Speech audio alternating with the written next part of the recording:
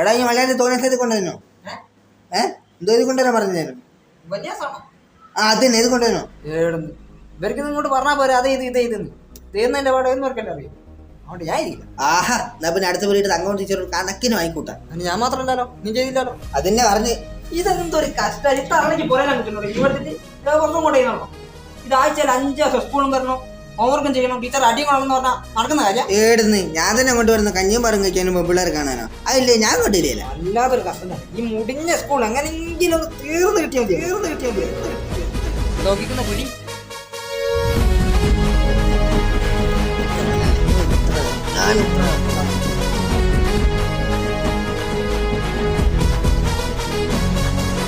അപ്പോ പണിയെടുത്ത് നാട്ടു കൊടുഞ്ഞു മണ്ടാറടങ്ങാൻ സ്കൂളാണ് തിരക്ക് സ്കൂളായി പണ്ട് ഞാൻ വീറില്ലാണ്ട് അങ്ങനെ പറഞ്ഞു. അവൻ പറഞ്ഞു അത് മുതലാളി പണിയെടുക്കുക മുട്ടം കൊണ്ട് നാട്